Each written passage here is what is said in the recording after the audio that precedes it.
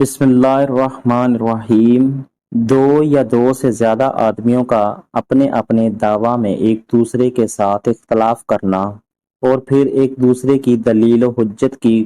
قبول نہ کرنے کا نام مباہلہ ہے۔ یعنی جب ایک دوسرے کے دعویٰ کو قطع کرتے ہوئے نوبت عداوت تک جا پہنچے تو پھر ان سے ہر ایک بارگاہ الہی کی طرف رجوع کر کے باطل کی ہلاکت کی دعا مانگتا ہے تاکہ حق ظاہر ہو جائے اور باطل نیست و نابود ہو جائے۔ رسول خدا نے نصارہ کے سامنے اپنا یہ دعویٰ پیش کیا کہ عیسیٰ اللہ تعالیٰ کا ایک بندہ اور اس کی مخلوق ہے، اس کا زمانہ نبوت ختم ہو گیا، اب میں محمد نبی ہوں، لہٰذا تم میری نبوت کا اقرار کرو۔ اس دعوت رسول پر نجران کے نصارہ حضور اکرم صلی اللہ علیہ وآلہ وسلم سے گفتگو کرنے کے لیے مدینہ تشریف لائے اور چند دن مدینہ میں قیام کیا، مگر دعوت رسول کو قبول نہ کرتے ہوئے کہا کہ یہ کیسے ہو سکتا ہے کہ جناب عیسیٰ عام آدمی کی طرح اللہ کی مخلوق اور اس کے بندے ہیں، جبکہ وہ بغیر باپ کے پیدا ہوئے، لہٰذا وہ اللہ کے بیٹے اور ان کے ساتھ متحد ہیں۔ رسول خدا نے امر الہی سے نصارہ کو جواب دیا کہ تخلیق عیسیٰ کس طرح تخلیق آدم ابو البشر کی مانند ہے، جن کے اجزاء کو خاک سے جمع کر کے بغیر ماں باپ کے خداوند عالم نے پیدا کیا۔ اور قرآن کہتا ہے، بے شک اللہ تعالیٰ کے نزدیک عیسیٰ کی مثال آدم کی مثال کی طرح ہے، خدا نے اسے مٹی سے پیدا کیا، پھر اسے فرمایا ہو جا، وہ ہو گیا۔ یاد رکھو کہ حق تیرے پروردگار کی طرف سے ہی ہے، تو شک کرنے والوں میں سے نہ ہونا۔ اس گفتگو کا خلاصہ یہ ہے کہ عیسیٰ کا صرف باپ کے بغیر پیدا ہونا حضرت آدم کا بغیر ماں باپ کے پیدا ہونے سے بالاتر نہیں ہے، بلکہ آدم علیہ السلام کا پیدا ہونا عجیب تر ہے، جن کی نہ ماں تھی نہ باپ۔ اگر حضرت عیسیٰ علیہ السلام کے لیے باپ کے بغیر پیدا ہونے کی وجہ سے مقام الوہیت کا تقاضا کرتے ہیں تو جناب آدم علیہ السلام کے لیے اس مقام کا عقیدہ نہیں رکھتے، لہذا جب جناب آدم علیہ السلام اس مقام پر فائز نہیں تو عیسیٰ علیہ السلام کیسے ہو سکتے ہیں؟ نصارہ نے جب یہ حجت الہی کو تسلیم نہ کیا اور عداوت کی وجہ سے اپنے موقف پر ڈٹے رہے تو رسول خدا نے امر الہی سے ان کو فرمایا کہ اب مباہلہ ضرور ہوگا، اور اب ہم اپنے بیٹوں، عورتوں اور نفسوں کو بلائیں جن کی جان ہماری جان ہے، یعنی میں اپنے بیٹوں، عورتوں اور نفسوں کو بلاتا ہوں، اور تم اپنے بیٹوں، عورتوں اور نفسوں کو میدان مباہلہ میں لے آؤ، اور خداوند عالم سے ہم جھوٹوں کے لیے لعنت و عذاب کی درخواست کریں گے۔ رسول اکرم صلی اللہ علیہ وآلہ وسلم اپنے بیٹوں حسن و حسین اور جناب سیدہ زہرا اور حضرت علی علیہ السلام کو مباہلہ میں شریک کرنا حکمت سے خالی نہیں ہے۔ ان کے ایک تو اپنے یقین کا اظہار تھا،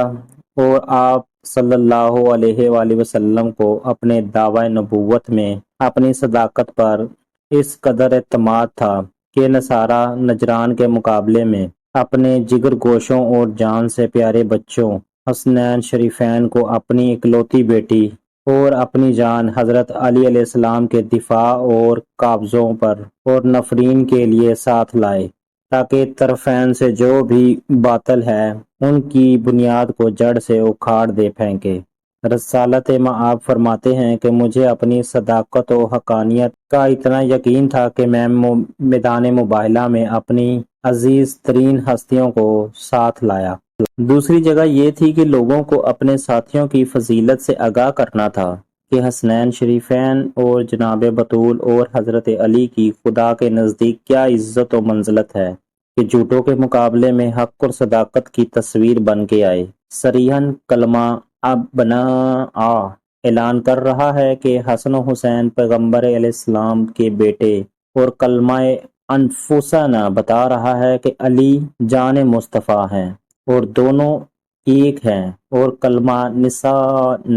واضح طور پر اظہار کر رہا ہے کہ مسلمانوں یاد رکھنا کہ رسول کی اکلوتی بیٹی زہرا عالمین کی عورتوں سے افضل اور ممتاز ہیں۔ اور ایک مطلب یہ تھا کہ ان معصوم ہستیوں کا رسول کے ساتھ متحد ہو کر ان کے دعویٰ کی نہ صرف تصدیق کرنا تھا بلکہ لوگوں کو حق کی حقیقت سے مطلع کرنا اور باطل کے بطلان سے باخبر کرنا تھا۔ نصارہ نے جب مباہلہ قبول کیا تو 24 ذی الحج 10 ہجری کو میدان مباہلہ کی طرف آتے ہوئے حضور اکرم صلی اللہ علیہ وآلہ وسلم نے حسنین کو آغوش میں لیا اور حسن کا ہاتھ اپنے ہاتھ میں لیا اور جناب بطول اور حضرت علی علیہ السلام آپ کے پیچھے پیچھے چلتے آ رہے تھے۔ رسول خدا نے اپنے ان سچے اور معصوم ساتھیوں سے کہا کہ جس وقت نجران کے نصارہ پر لعنت کروں تم سب مل کر بیک زبان آمین کہتے نا۔ نجران نے جب پیغمبر اسلام اور ان کے ساتھیوں کو مذکورہ حالت میں آتے دیکھا تو جماعت نصارہ سے کہنے لگا تم لوگ ایک طرح جان لو کہ یہ چمکتے ہوئے چہرے جو میں دیکھ رہا ہوں اگر یہ خدا سے دعا کریں کہ وہ پہاڑ کو اپنی جگہ سے ہٹائے تو یقیناً خدا ایسا ہی کرے گا، لہٰذا اگر تم ان سے مباہلہ کیا تو یقیناً ہلاک ہو جاؤ گے اور روئی زمین پر ایک نصرانی بھی باقی نہیں بچے گا۔ نصارہ نے بارگاہ رسالت رسول خدا میں عرض کیا کہ ہم نے فیصلہ یہ کیا ہے کہ آپ سے مباہلہ نہ کریں بلکہ آپ کو آپ کے دین پر رہنے دیں اور خود اپنے دین پر ثابت رہیں۔ حضور نے فرمایا اب جب تمہاری یہ حالت ہے کہ تم نے مباہلہ سے روگردانی کی ہے تو پھر مسلمان ہو جاؤ۔